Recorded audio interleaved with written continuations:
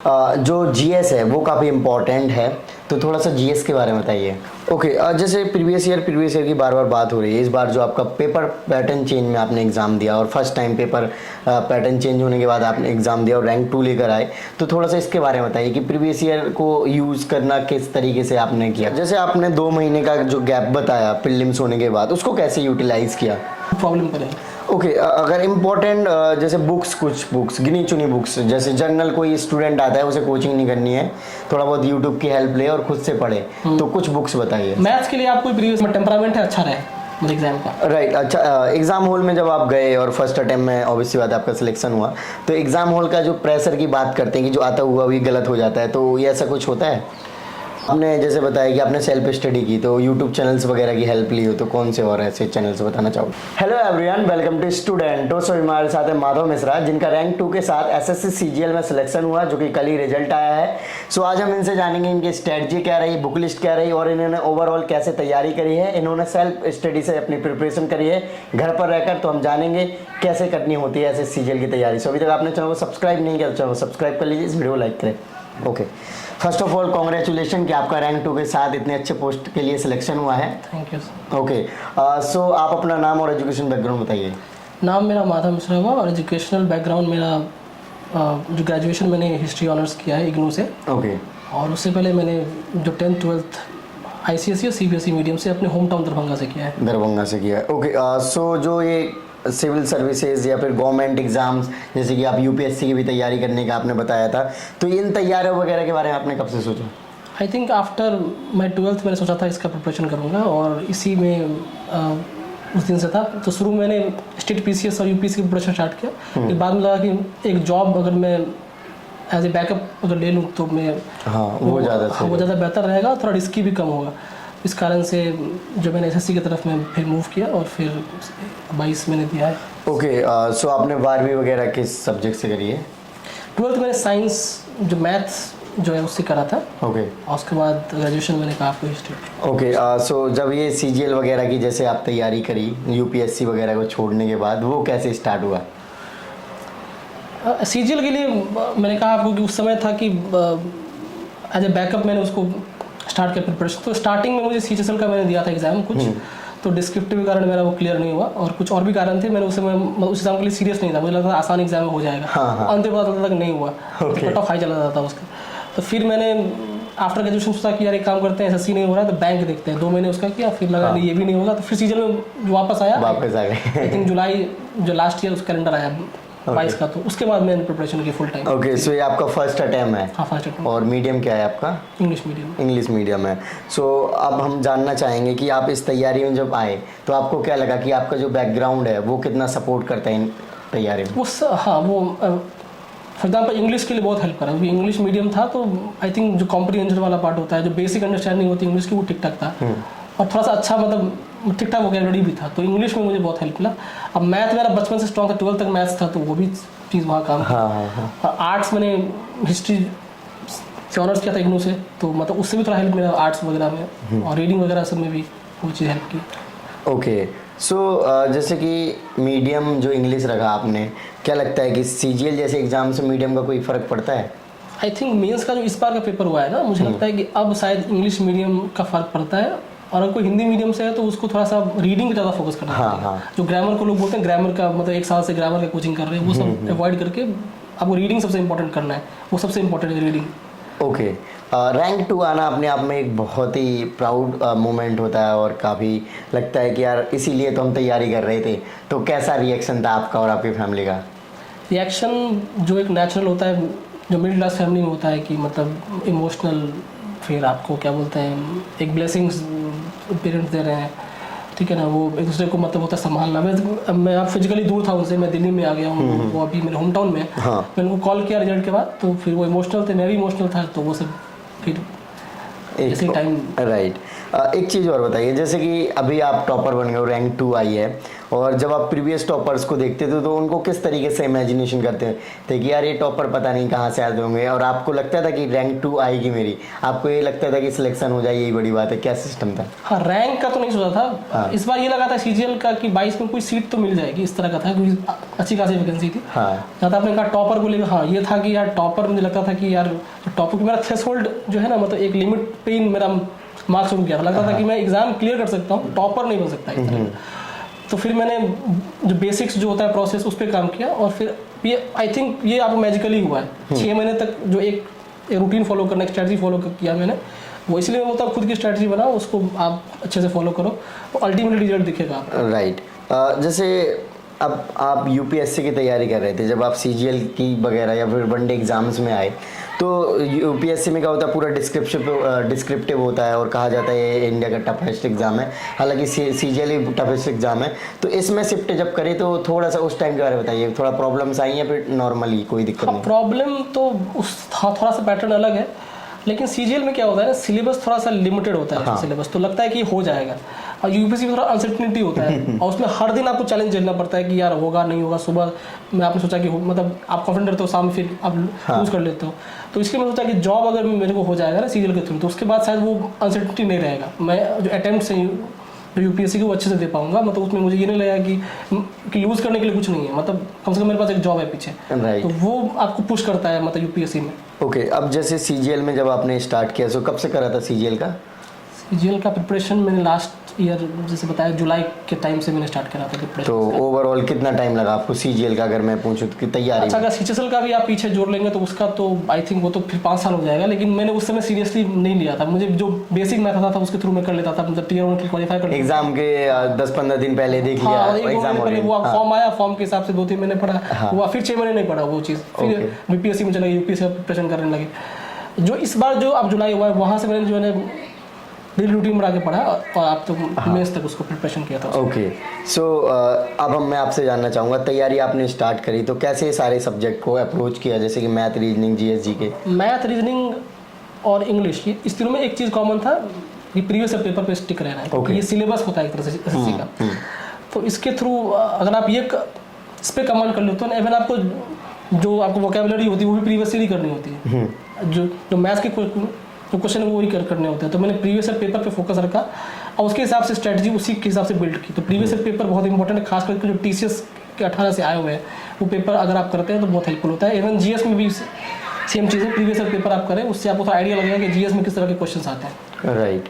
अच्छा, मैथ का बताइए कि कहाँ से आपने पढ़ा, कैसे? मैथ्स मैंने राकेश यादव का क्लास नोट्स था, वो मेरा बेस था बेसिकली, और उसके बाद मैंने जो है मतलब अपने हिसाब से जो मुझे लगता था ये टॉपिक मुझे पढ़ना चाहिए, प्रीवियस मैंने सेट किया, कोई मतलब शिफ्ट सॉल्व किया, उसमें लगा कि ये जो टॉपिक की दिक्कत कर रहा है मुझे, तो वो टॉपिक मैं यूट्यूब से पढ़ लेता था, और उसी में मैं एक पेज में लिख करके उसको उसी में डाल देता था कि मतलब एक ही जगह मेरे नोट्स रहे। हाँ। और ये था मेरा मैथ्स का। मैंने कोई बुक प्रीवियस ईयर का नहीं लिया था, किरण वगैरह ये सब नहीं लिया था, क्योंकि आई थिंक जो मेरा शिफ्ट वाइज अप्रोच था, टॉपिक वाइज अप्रोच नहीं था। इंग्लिश के लिए मैंने अमन वशिष्ठ सर का जो फ्री यूट्यूब लेक्चर है, और कुछ अनअकैडमी पे भी फ्री लेक्चर्स थे उनके, उससे मैंने जो नोट्स तैयार किया उसी पर स्टिक रहा। और ब्लैक बुक आती है, वो मैंने पढ़ा था, और कुछ मैंने नीतू सिंह से भी कुछ वोकैब याद किए थे, उसको सप्लीमेंट किया था, और एसपी बख्शी से भी कुछ सप्लीमेंट किया था। लेकिन ब्लैक बुक बहुत इंपॉर्टेंट है, प्रीवियस ईयर से रिपीट होते हैं क्वेश्चन। ओके, अच्छा, जैसे कि आपका मैथ स्ट्रांग है तो नॉर्मली लोग रीजनिंग के मॉक वगैरह लगा लेते हैं तो चल जाता है, ऐसे किया क्या आपने? नहीं, रीजनिंग के लिए मैंने जो है ना, जो टीसीएस का जो पूरा पेपर सारा सॉल्व किया था। उससे क्या होता है ना कि अगर रीजनिंग में लोग बोलते हैं कि नहीं आप कुछ जो मॉक्स करो हो जाएगा, ऐसा नहीं होता है। टीसीएस का भी एक पैटर्न है, वो हर एग्जाम में नए पैटर्न के क्वेश्चन डालते हैं, और लेटेस्ट पैटर्न के क्वेश्चन के लिए आप एक चैनल है सिग्मा अकेडमी, उसको मैंने फॉलो किया था। उसमें कुछ अच्छे मतलब जो लेटेस्ट पेपर्स जो अच्छे क्वेश्चन से मतलब वो जो सर कराते थे, उससे मैं अपडेटेड रहता था कि जो क्वेश्चन आने वाले एग्जामिनेशन में, उससे मुझे डर लगता था कि मतलब कोई नया क्वेश्चन आ जाए। तो उसके लिए तो ऐसा नहीं है कि उसमें भी लोग बोलते हैं प्रीवियस ईयर पेपर छोड़ दो और सिर्फ बॉक्स कर लो, ऐसा नहीं होगा। रीजनिंग में भी इंपॉर्टेंट होता है प्रीवियस ईयर पेपर्स, तो आप उसको पूरा करें टीसीएस का। अब जो मैथ्स और रीजनिंग है मेंस में सेम बराबर उसका वेटेज हो गया है, तो उसको आप अंडरस्टिमेट नहीं कर सकते। राइट। आपने जैसे बताया कि आपने सेल्फ स्टडी की, तो यूट्यूब चैनल्स वगैरह की हेल्प ली हो, तो कौन से और ऐसे चैनल्स बताना चाहोगे? मैथ्स के लिए मैंने बेसिक तो कंपटीशन प्रिपरेशन जो रोहित त्रिपाठी जो सर है उनका मैंने किया था। उससे मैंने प्रीवियस ईयर पेपर जो होता है वो आई थिंक जो टीसीएस का जितना पेपर होता है उसी से किया था, मतलब फर्स्ट राउंड में। और जो लेटेस्ट पेपर हो रहे थे वो भी उनके साथ किया था। और जो मैंने 3 बार प्रीवियस पेपर किया था, एक बार उसे किया था, 2 बार मैंने जो टेक्स्ट बुक का जो प्रीवियस जो मॉक होता है सेक्शनल उसकी थ्रू मैंने किया था मैथ्स का। ओके। और मैंने मैथ्स के ऑलमोस्ट और टीचर से, मतलब आई थिंक रेमो सर, फिर अब शुभम जैन सर, फिर अब इवन कोचिंग सेंटर वाले सर, सबसे मैंने मतलब एक दो कॉन्सेप्ट जो मुझे अच्छा लगता था कि मुझे ये पढ़ना है वो पढ़ता था। मैंने किसी एक पर्टिकुलर टीचर का कोर्स मैथ में फॉलो नहीं किया। ओके। और रीजनिंग के लिए मैंने जो राहुल मिश्रा को फॉलो किया और सिग्मा एकेडमी जैसे मैंने कहा। राइट। ओके। जो जीएस है वो काफ़ी इम्पोर्टेंट है, तो थोड़ा सा जीएस के बारे में बताइए। जीएस के लिए आई थिंक जो ल्यूसेंट की बुक है वो मैंने जो बेसिक जो ट्रेडिशनल टॉपिक्स होते हैं हिस्ट्री, पॉलिटी, ज्योग्राफी, वो आपको ल्यूसेंट से करना है। क्योंकि वो फेमस बुक है, सब उसको पढ़ते हैं, उसको आप स्किप नहीं कर सकते। लोग बोलते हैं नहीं ल्यूसेंट नहीं, अच्छा आप जो मनोहर पांडे पढ़ सकते हो, कोई दिक्कत नहीं, लेकिन उसमें से एक आप बुक चूज करो। एक और आती है आई थिंक तरुण गोयल की, लेकिन मैंने उसको, वो भी अच्छी किताब है लेकिन मैंने उसको फॉलो नहीं किया, उसके बारे में नहीं कहूँगा। और प्रीवियस पेपर जो आपको आई थिंक मैंने फॉलो किया था, 1EQ का पब्लिकेशन का बुक आता है, उसका 2 वॉल्यूम में आती है प्रीवियस पेपर, एक आता है अवेयरनेस और एक आता है स्टैटिक जीके। वो दोनों मैंने फॉलो किया था। उसके हिसाब से मैंने उसका सोल्यूशन बहुत अच्छा दिया हुआ था, थोड़ा लॉन्ग सोल्यूशन था, वो मैंने फॉलो किया। स्टैटिक जीके के लिए मैंने मतलब जो पीडीएफ फॉलो किया था 1EQ का, और मैंने एक कोर्स भी ले रखा था स्टैटिक जीके के लिए, वो है राहुल मिश्रा सर का, स्टैटिक जीके और करंट अफेयर। और मैंने जीएस के लिए भी, क्योंकि मुझे जीएस में थोड़ा डर लगता था कि मतलब थोड़ा अनसर्टनिटी है कि होगा नहीं होगा, तो उस तरह से तो मैंने स्ट्रेटेजी का कोर्स लिया था उनसे, और एक जीएस का कोर्स लिया था मैंने आरवी चैनल पर से, मैम का नाम राधिका गोयल मैम, उनसे लिया था। तो उससे थोड़ा सा एक इंटरेस्ट डेवलप होता है जब वो टीचर पढ़ाता है जीएस, तो उसके और फिर मैंने बुक पे शिफ्ट किया उसके बाद। ओके। अच्छा, लूसेंट नॉर्मली कभी कभी मैंने जैसे और टॉपर के इंटरव्यू करे तो कईयों बार रिवीजन कर चुके होते, कई तो 50-50 बार रिवीजन कर चुके होते हैं, आपने कितने बार किया रिवीजन? आई थिंक हाँ, रीडिंग करना होता है उसको बार बार। रिवीजन आई थिंक मैंने गिना, आई थिंक लगभग ओवरऑल मैंने 8 से 10 बार किया होगा ओवरऑल। जो रेलिवेंट पार्ट होता है रिवीजन का, उसमें भी पूरा नहीं पढ़ना होता है रिवीजन में भी, उसमें भी आपको जो टॉपिक है आपको दिख जाएगा प्रीवियस में कि ये इंपॉर्टेंट है, ये इंपॉर्टेंट है। राइट। ओके। जैसे प्रीवियस ईयर की बार बार बात हो रही है, इस बार जो आपका पेपर पैटर्न चेंज में आपने एग्जाम दिया और first time paper pattern change होने के बाद आपने एग्जाम दिया और रैंक 2 लेकर आए, तो थोड़ा सा इसके बारे में बताइए कि प्रीवियस ईयर को यूज करना किस तरीके से आपने किया। प्रीवियस ईयर में जब रैंक तो पैटर्न चेंज हुआ था, तो उस दिन मुझे रियलाइज हुआ कि यार इसमें एक्यूरेसी बहुत इंपॉर्टेंट चीज़ है। तो आई थिंक मेरा डे 1 से था कि एक्यूरेसी में मेंटेन करूँ, मैथ्स और रीजनिंग में और इंग्लिश में भी, क्योंकि अगर एक गलत हुआ ना तो 4 नंबर गए आपके, जो आपके आने वाले थे 4।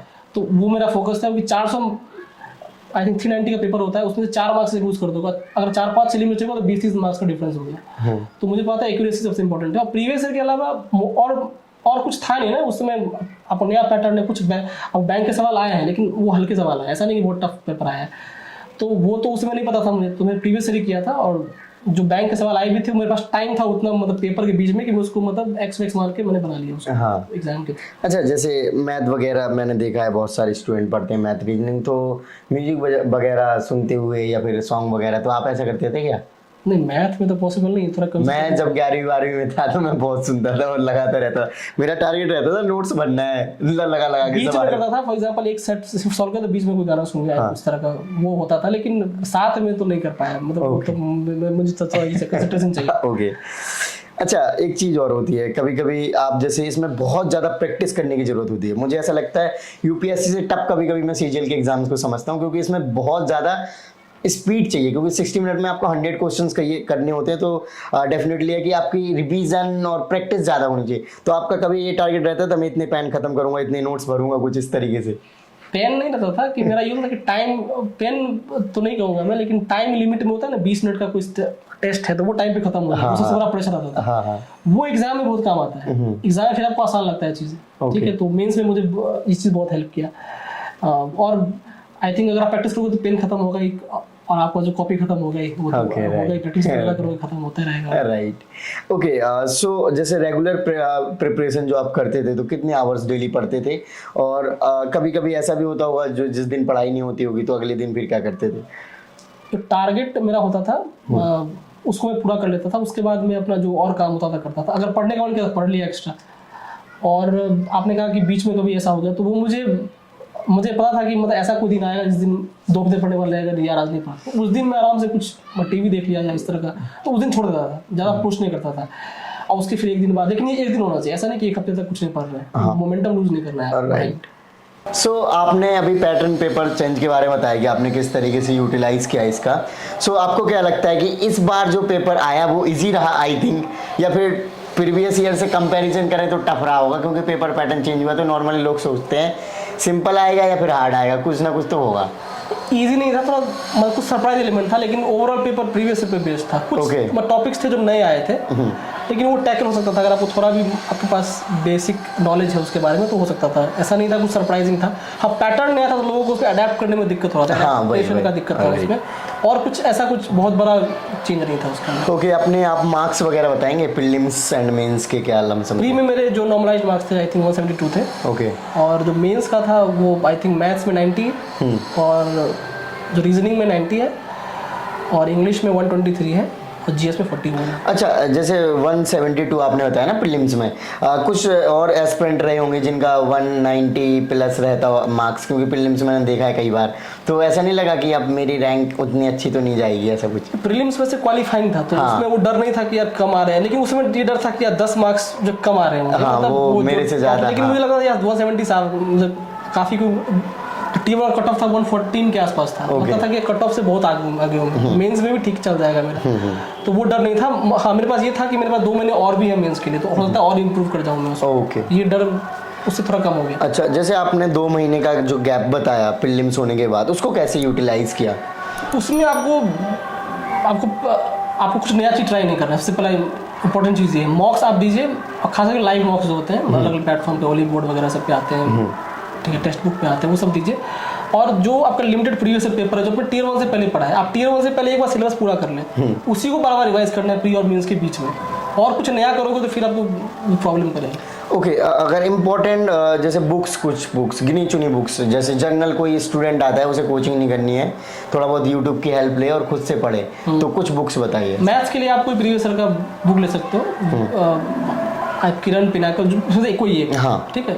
और उसके बाद जो जीएस के लिए मैंने बताया आपको ल्यूसेंट वगैरह हो गया, प्रीवियस का कोई बुक ले ले, वो ले सकते हैं आप। स्टैटिक जीके तो आपको प्रिपरेशन हो जाएगा ऑनलाइन, और यूट्यूब से आप, और कुछ पीडीएफ है, मतलब आई थिंक 1EQ का जो मंथली पीडीएफ आता है करंट अफेयर का, वो आप कर सकते हैं फॉलो। और रीजनिंग के लिए कोई बुक का जरूरत नहीं है, वो तो मॉक से हो जाएगा, यूट्यूब से आप वीडियो से सीख लीजिए टॉपिक्स को। इंग्लिश के लिए आई थिंक नीतू सिंह आप पढ़ सकते हैं, अगर आप ग्रामर का कोर्स कहीं से नहीं कर रहे हैं। ग्रामर अगर आप वहाँ से कर रहे हैं तो आप सिर्फ जो नीतू सिंह का सॉल्यूशन कर लीजिए, उसका थ्योरी भी अलग से नहीं पढ़ना है। फिर क्या होता है, फिर वो आपको एक टॉपिक 2 बार पढ़ रहे होते हैं, अलग अलग सोर्स से कन्फ्यूजन होता है, उसका सोल्यूशन कर सकते हैं। या तो आप बुक से पढ़िए, या तो आप कहीं से कोर्स से पढ़िए, दोनों में से कोई एक चीज़। और आई थिंक ब्लैक बुक सबसे इंपॉर्टेंट है वोकैबुलरी के लिए। ओके, जैसे आपने घर पे रहकर तैयारी करी और अभी आप दिल्ली आ गए आई थिंक, है ना, तो क्या लगता है वहाँ जो इन्वायरमेंट मिल रहा था वो सफिशिएंट है यूपीएससी या फिर सीजीएल जैसे एग्जाम्स के लिए, फिर दिल्ली आना जरूरी है? जैसे कि आपने सीजीएल तो आई थिंक घर से ही निकाला है। हाँ, सीजीएल के लिए आई थिंक ठीक ठाक है, हाँ ठीक है, वो ठीक है। लेकिन यूपीएससी के लिए आई थिंक अभी भी जो छोटे सर फॉर एग्जांपल जो मेरा सिटी है वो आई थिंक पर्याप्त नहीं, वहाँ बुक्स का नहीं मिलता है, कोचिंग वगैरह तो आजकल ऑनलाइन मंगा सकते हैं, वो तो है, लेकिन उसमें भी दिक्कत होता है। फॉर एग्जांपल वो बुक किस कंडीशन में आएगी, वो उसमें टाइम लगेगा, होता है ना, वो थोड़ा सा डिफिकल्ट, क्योंकि आप जब छू के बुक देखते हो ना बुक शॉप में, यहाँ पे ये भी आई थिंक एक इन्वायरमेंट मिलता होगा, जैसे आपके रूममेट ही है यूपीएससी की तैयारी कर रहे हैं, तो डेफिनेटली उनके साथ डिस्कशन या मोटिवेशन या फिर जेलसपन रहता होगा, एनवायरनमेंट होता है, चारों तरफ स्टूडेंट आसपास चल रहे होते हैं। एसएससी के लिए तो सफिशिएंट है, आपके होम टाउन में प्रिपरेशन करना। यूपीएससी के लिए आई थिंक आपको दिल्ली नहीं तो कम से कम ऐसा जगह, कम से कम आप लाइब्रेरी ज्वाइन कर लें अगर आपके सिटी में है तो, वो आप कर सकते हैं। अच्छा, जैसे आपने बताया कि आपका CHSL भी नहीं हुआ था और आज आपने सिंगल डिजिट यानी कि 2 रैंक में आप सिलेक्शन लिया, सो ये थोड़ा सा बताइए इसके बारे में, क्या सीन था? आई थिंक मुझे लगता है कि आपको गैप देखना पड़ेगा। मैंने क्या किया था कि आंसर की था ना 20 और 21 का जो था, मतलब सीएचएसएल का टियर 1 का, वो आंसर की मैंने उठाया, मैंने देखा कि मैंने किस तरह की मिस्टेक्स किए हैं। मैंने ये गौर किया कि सिली मिस्टेक्स मुझसे बहुत हुए हैं, मतलब मैं उसको मिस्टेक्स को अवॉइड कर सकता था। तो मैंने सिर्फ उस पर काम किया, उससे मैंने देखा कि 20-20 मार्क्स मेरे बढ़ रहे थे, मतलब सेम पेपर में अगर मैं उसमें अवॉइड करूँ तो मैंने उस पर सिर्फ काम किया था, वो मुझे रिजल्ट दिया इस चीज़ में। ओके, अच्छा, ये टाइपिंग प्रैक्टिस वगैरह भी इम्पोर्टेंट कहीं रोल प्ले करने लगी है? तो मैंने ऑनलाइन मैंने सीएचएसएल का मैंने आपको बताया था, मैंने इससे पहले दिया था 18-19, तो उसमें मेरा ठीक ठाक स्पीड था, आई थिंक 40-45 एवरेज 50 तक स्पीड था। वो तो मेरा इस बार सीजन में तो और उससे कम पूछा जाता है। वो आप सीख सकते हैं ऑनलाइन, है तो कोई ट्यूटोरियल्स आपके वो हर शहर में मिलता है, आपके मतलब वहाँ सिखा देंगे आपको। ओके, अच्छा प्रीलिम्स के कितने मॉक्स दिए होंगे आपने लमसम?